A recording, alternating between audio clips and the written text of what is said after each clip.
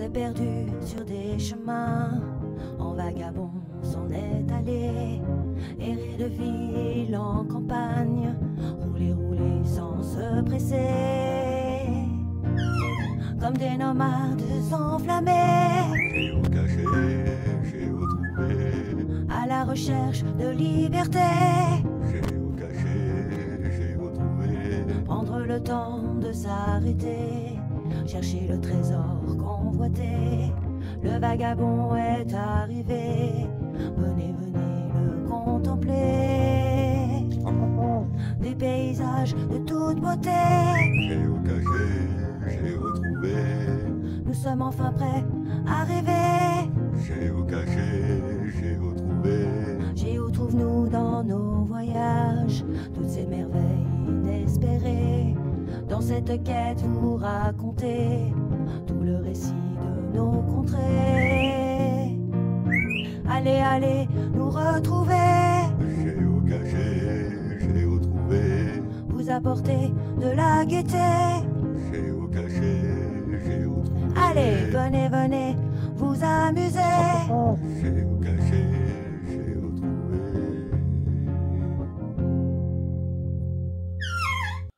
Mission 2070. Tu, tu, tu, tu, tu, tu, tu, tu. Bienvenue au parc des oiseaux. Voilà à quoi ça va ressembler en 2070.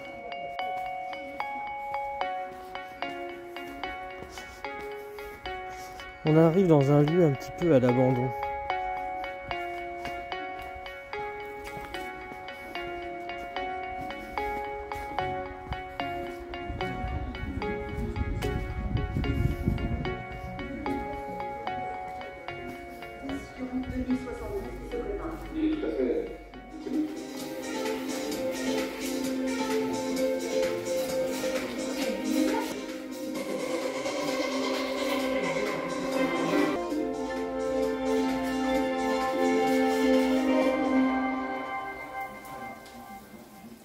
Bonjour à toutes et tous. Aujourd'hui, édition spéciale consacrée à la thématique de la disparition des oiseaux. En effet, cela fait une cinquantaine d'années que les oiseaux ont disparu de leur paysage quotidien. Notre envoyé spécial Sylvie Dufour est actuellement aux côtés du célèbre ornithologue Francis Martel afin de répondre à nos questions. Sylvie, est-ce que vous m'entendez? Oui, bonjour Nicolas, je t'entends parfaitement. Monsieur Martel, pouvez-vous nous en dire un petit peu plus sur les causes de la disparition des oiseaux? Et comme vous le savez tous, la disparition des oiseaux ne s'est pas produite en un seul jour. Disons que différents facteurs convergents ont réussi au fil des années à éradiquer la totalité de la population des tétrapodes. En effet, mais nous aurions bien aimé que vous soyez un petit peu plus précis sur les principaux facteurs de la cause de la disparition des oiseaux. Différentes causes de la disparition des oiseaux sont multiples, hein, comme vous le savez. Pour vous citer les principaux, je vous dirais l'utilisation des herbicides et autres produits chimiques, la dégradation du milieu due à l'industrialisation massive, l'urbanisation qui n'a cessé de se développer à tel point que les oiseaux n'avaient plus de place pour installer leur nid, et puis évidemment les phénomènes météorologiques extrêmes comme les canicules, les sécheresses, les inondations qui n'ont cessé de se répéter. Semblez-nous dire que l'homme semble être la cause principale de la disparition des oiseaux. Pensez-vous que nous aurions pu empêcher une telle tragédie? L'empêcher, je ne sais pas. En tout cas, il est vrai que pendant de nombreuses années, la communauté scientifique a tiré la sonnette d'alarme. C'est vrai, les préoccupations de l'époque étaient uniquement tournées sur l'économie et l'agriculture. On ne peut que regretter d'avoir fermé les yeux sur eux. Et pensez-vous que les oiseaux pourront être un jour réintégrés sur la Terre?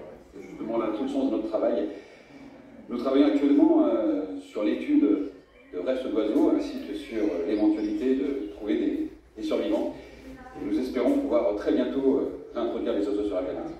À propos, pouvez-vous nous dire quelques mots sur 2070 qui se prépare? Il est tout à fait. Effectivement, très prochainement, nous allons envoyer une équipe au sein du parc des oiseaux à Villars-les-Ondes. Nous allons travailler ensemble afin de retrouver des traces de vie et autres indices laissés par les oiseaux. Nous sommes très excités à l'idée de cette mission et nous avons hâte de commencer. Mais le parc n'est pas situé en zone interdite? Ah si, tout à fait, mais nous avons une autorisation spéciale et nous aurons bien évidemment toutes les précautions nécessaires. En tout cas, nous espérons beaucoup de cette expédition. Eh bien, merci. Merci beaucoup, M. Martel, pour votre témoignage. Nicolas, je te rends l'antenne.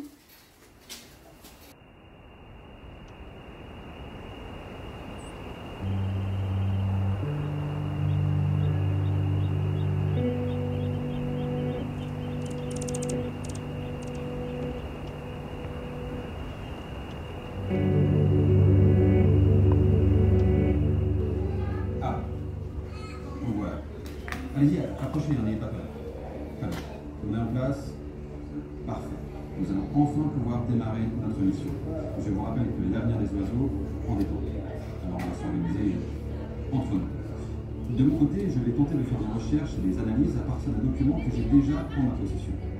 Du vôtre, vous devrez retrouver des traces de vie ainsi que des indices laissés par les oiseaux au sein du parc. Il est très important que nous allions au bout de cette mission. Je suis sûr qu'en ce moment, on peut y arriver.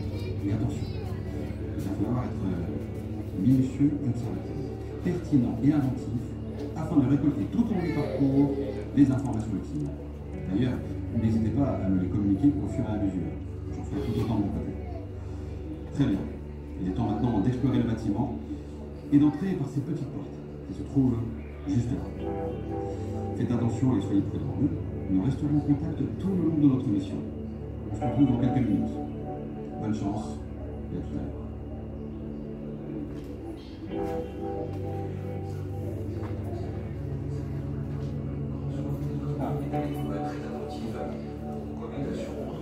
On est dans un urbex, dans un parc.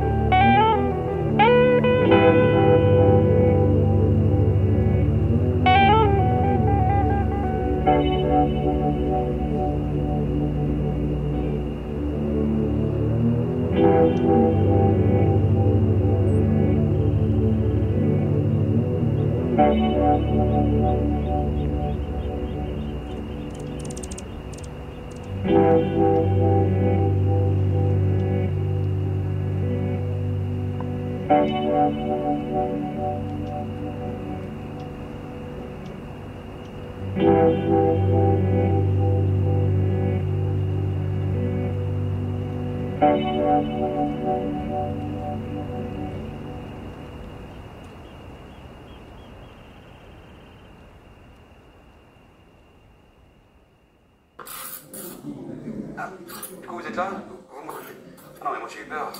J'ai cru qu'il vous est arrivé quelque chose. Tout va bien? Non, mais c'est signé, il arrête pas de couper aussi, c'est pénible. Bon, alors, vous avez trouvé des indices? Non, parce que de mon côté, j'ai vraiment bien avancé dans ce que j'ai appris beaucoup de choses sur ce parc. Et est-ce que vous saviez par exemple que c'était l'un des premiers parcs au monde à être exclusivement consacré aux oiseaux? Oui. Son rôle est de protéger des espèces en danger et menacées. J'ai appris également qu'il y avait, pour la majeure partie des oiseaux, des espaces ouverts et sécurisés. Vous savez pourquoi? Mais pour les protéger du prédateur, ainsi que de la pluie, du froid, du mauvais temps, enfin de toutes les intempéries. Il n'était pas seulement logé et nourri. Et ça, c'est plutôt bon signe. Oui, ça veut dire que le parc prenait grand soin des oiseaux. Il était également très attentif aux cohabitations entre les espèces et les individus dans un même espace. Vous savez pourquoi?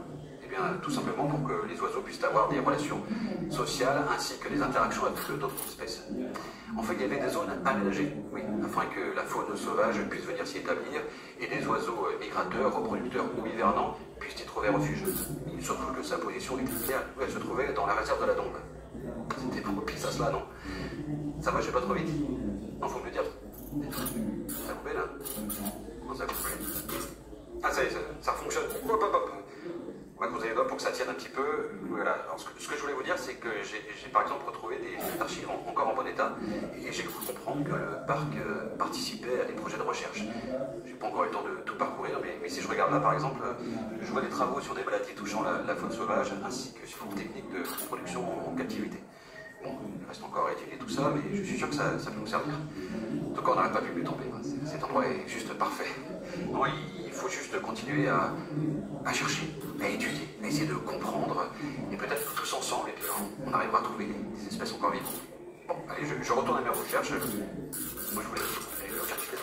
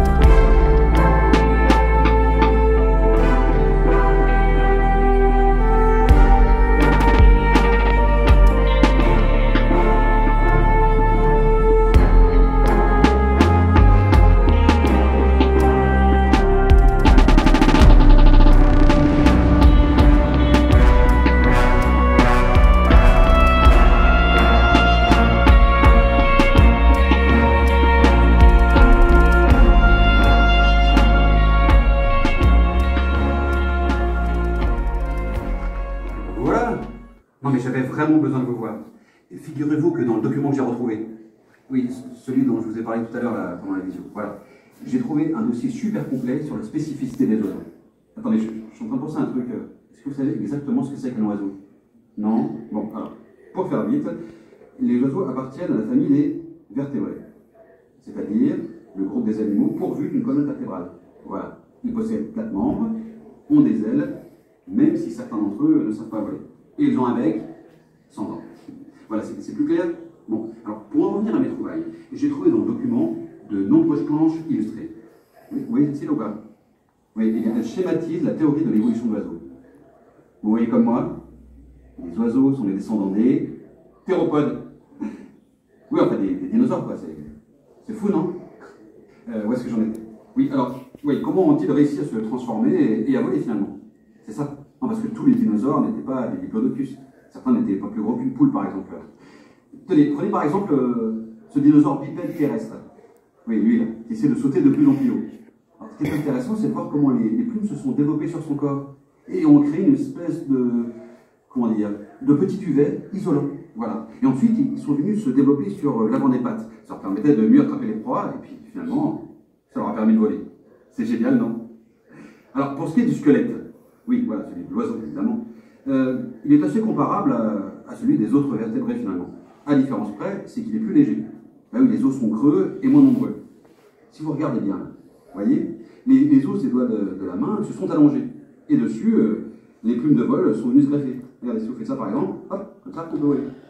Oui, c'est bon, ok, très bien. Alors maintenant que l'oiseau est anatomiquement prêt pour voler, il va falloir qu'il se confronte aux éléments extérieurs, et donc aux conditions aérologiques. Et sur cette image, on peut voir le profil de l'aile des oiseaux. Et qu'est-ce qu'on constate? Que les avions s'en sont considérablement inspirés. Enfin, les concepteurs d'avions. Alors, l'écoulement de l'air le long des plumes crée des turbulences qui vont permettre à l'oiseau de planer, de monter, de descendre en fonction de son angle d'attaque. L'oiseau est un véritable pilote. Et sur cette autre illustration, on comprend mieux pourquoi le type de vol pratiqué par un oiseau est directement lié à son anatomie. On remarque les différentes typologies des formes d'ailes. Pour certains oiseaux, cela va leur permettre d'aller plus vite, pour d'autres de planer ou encore de parcourir de longues distances. Et oui, la variation de la forme des ailes influe directement sur leur type de pilotage. Alors sur cette autre image, on peut voir le cerveau des oiseaux. Comme moi, vous pouvez constater que par rapport aux autres vertébrés, le cervelet est fortement développé. Pourquoi? Eh bien parce que c'est le siège de coordination des mouvements particulièrement important pour le vol. Les oiseaux ont également de très bons yeux, grâce à leur lobe optique très développé, ce qui est l'idéal lorsque tu veux voler et chasser en même temps. Par contre, la majorité des oiseaux n'ont pas ou peu d'odorat. En même temps, quand on vole, sentir. Pour faciliter le vol, les oiseaux ont également des sacs aériens qui se trouvent dans le prolongement des poumons et se distribuent dans l'ensemble du corps. Vous voyez? Pratique, non? Gonflés d'air, ils s'allègent et diminuent la masse volumique des oiseaux. Ils contribuent également à la thermorégulation en compensant la chaleur produite par l'effort que va demander le vol. Enfin, sur cette dernière image, on peut remarquer que les oiseaux possèdent un cœur de mammifère assez classique. À la différence près, il est plus gros. Pourquoi? Eh bien pour permettre au cœur de distribuer à l'ensemble des organes, par l'intermédiaire du sang, plus d'énergie et d'oxygène pour assurer le vol. Bon, je crois que je vous ai retenu suffisamment longtemps. Il vous reste un peu de travail, non? En tout cas, n'hésitez pas à me faire signe si jamais vous trouvez des éléments importants. Hein. À tout à l'heure.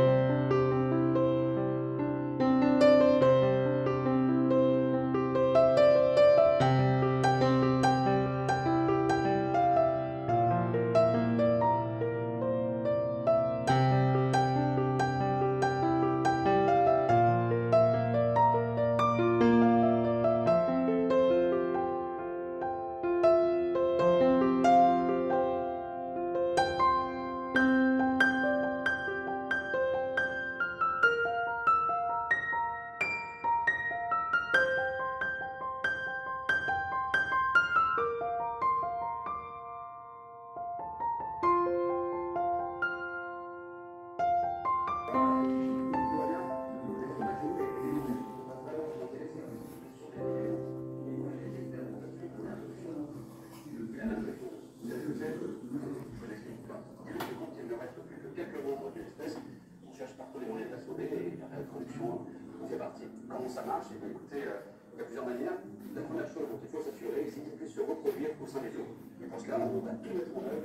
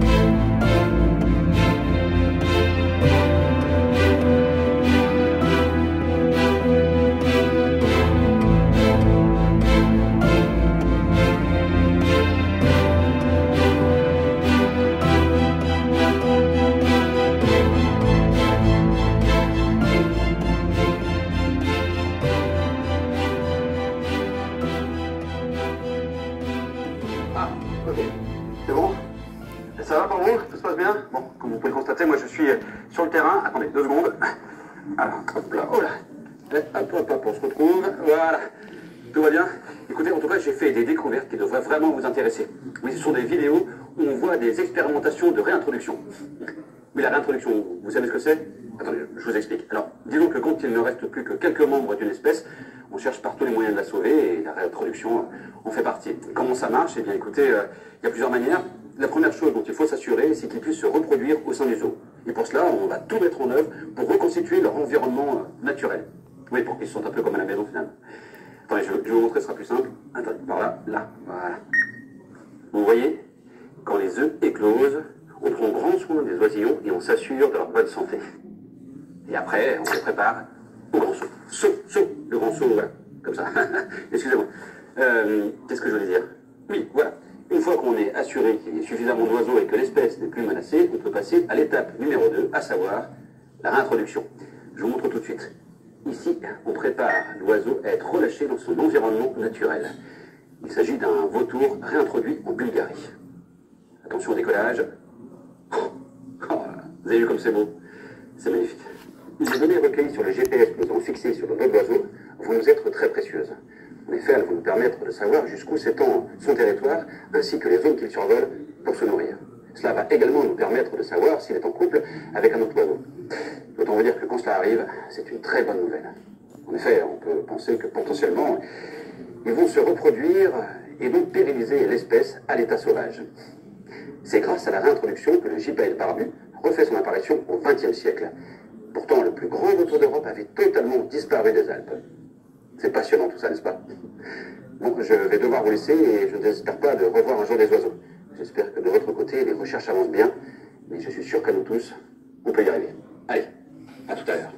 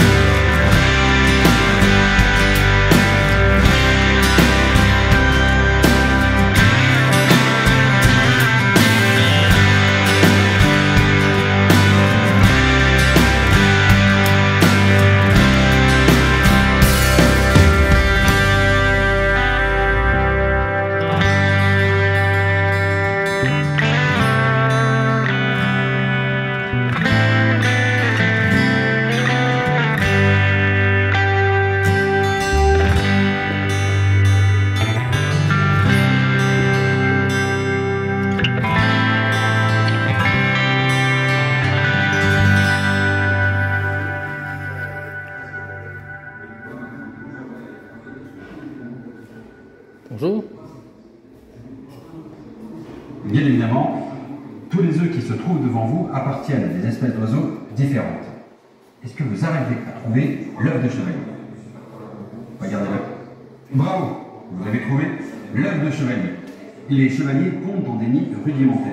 Ils font ça dans des petites cuvettes sur le gravier ou dans le sable de bord de mer ou de rivière. Leur couleur de sable moucheté les rend très discrets et peu visibles des prédateurs. Les œufs qu'ils pondent sont particulièrement gros pour leur taille. Bon, passons désormais à l'œuf d'autruche. L'autruche. Vous voyez à peu près à quoi ça ressemble, mais son œuf. Vous savez, attention, hein, la vie ne fait pas forcément le moine. Allez-y, à vous de jouer. Bravo! Vous avez trouvé l'œuf d'autruche. En même temps, on va pas se mentir, c'était plutôt facile, hein? Oui, c'est l'œuf d'oiseau vivant le plus gros actuellement. Il pèse 1,4 kg et équivaut à 1200 œufs de colibri. Il est si résistant qu'un homme peut monter dessus sans l'écraser. Bon, on va maintenant passer à l'œuf de tinamou. Le tinamou, vous connaissez? Oui, il compte parmi les animaux les plus primitifs évolutivement. Regardez-le. Vous voyez? Et bien maintenant, il va falloir retrouver son œuf. L'œuf de tinamou. Bravo! Vous avez trouvé l'œuf de tinamou. Vous avez remarqué cette surface et cette couleur si particulière? On dirait de la porcelaine, non? Eh bien, sachez que c'est unique dans le monde des oiseaux. Et jusqu'à aujourd'hui, les scientifiques n'y ont pas trouvé d'explication. Bien, on va pouvoir passer au guillaume. Vous voyez ce que c'est? Oui, c'est l'oiseau des mers, noir et blanc, qui vit dans l'hémisphère nord, dans les journaux. Vous voyez? Vous le reconnaissez? Très bien. Alors, à vous maintenant de reconnaître son œuf. Allez, touchez l'œuf de Guillaume. Eh oui, bravo, vous avez trouvé l'œuf de Guillaume. Vous avez vu qu'il est en forme de poire. Oui, parce qu'en fait, les guillemots nichent directement sur des vires dans la falaise. Vous voyez? Comme ça, si jamais l'œuf est bousculé, il tombe sur lui-même, hop, il ne peut pas tomber. Pas bête la douette. Enfin, le guillemot. Bon, comme vous êtes très très fort, on va passer à un level au-dessus, d'accord? Un peu plus difficile. Il va falloir retrouver l'œuf de crocodile. Alors, l'œuf de crocodile, à quoi ça ressemble? Vous pouvez le toucher. Par contre, il faut faire vite, sinon on va vous tranquille. Bravo! Vous êtes très observateurs. Vous êtes maintenant des spécialistes. Vous avez trouvé le dernier œuf. Ah oui. Alors, par contre, je crois qu'on a perdu la connexion vidéo. Bon. Vous m'entendez? Oui? Bon, écoutez, c'est essentiel. Je vous disais donc que les crocodiles ne sont pas des oiseaux, mais ils partagent des ancêtres communs. Si les crocodiles pondent leurs œufs dans un lit de sable ou de végétaux, ils ne les couvrent pas, contrairement aux oiseaux, qui ne les tournent pas régulièrement. Les œufs sont simplement recouverts pour être protégés. Soumis à moins de contraintes, ils sont blancs, leur coquille est plus fine et leur forme elliptique est presque symétrique. Bon, écoutez, je crois que vous pouvez continuer vos recherches. Pour ma part, on va essayer de se retrouver plus tard, en espérant que cette fois-ci...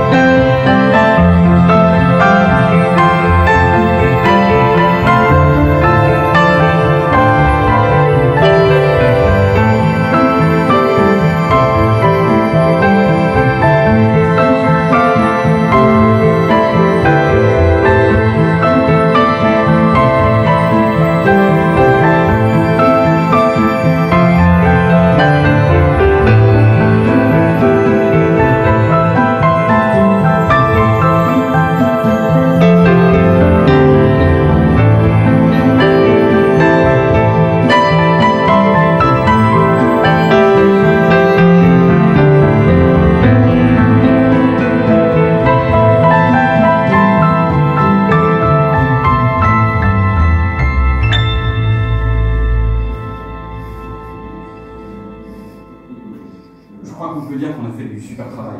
Super équipe. Merci. Vraiment. Ça faisait vraiment trop longtemps que je travaillais tout seul dans mon coin. C'est vrai qu'ensemble, on est plus fort. Et oui, moi je pensais que les oiseaux avaient disparu pour toujours, mais grâce à vous, vous m'avez redonné l'espoir. Voilà, la mission 2070 s'arrête pour vous. Moi maintenant de prendre le relais, de travailler sur tous les éléments que vous avez pu me transmettre. Grâce à vous, je vais pouvoir réintroduire toutes les espèces d'oiseaux que vous avez trouvées. Je vous laisse y aller parce que là, il me reste encore pas mal de travail. Au plaisir, prenez soin de vous et merci encore. Je crois qu'on peut dire qu'on a fait du super travail. Alors, ça confirme l'accélération de la dégradation des populations d'oiseaux en France et en les oiseaux des campagnes françaises disparaissent. Bon, alors on va pas regarder le film jusqu'au bout, mais c'était vraiment sympa le 2070. Se sont réduits d'un tiers en 15 ans. C'était exceptionnel. Du coup, je suis un peu tout seul parce que il y avait cet endroit un peu urbex qui était vraiment génial à faire. Et puis la petite, ça l'intéressait pas et c'est normal. Donc elle a été direction la ferme. Ils ont fait le truc africain, je crois aussi. Et donc du coup là, je vais essayer de les retrouver, mais c'est un peu, ils sont un peu loin de moi. Donc je vais voir si je les retrouve. Mais en tout cas, c'était vraiment bien. J'espère que ça vous a plu ce petit côté un petit peu urbex sans être un urbex.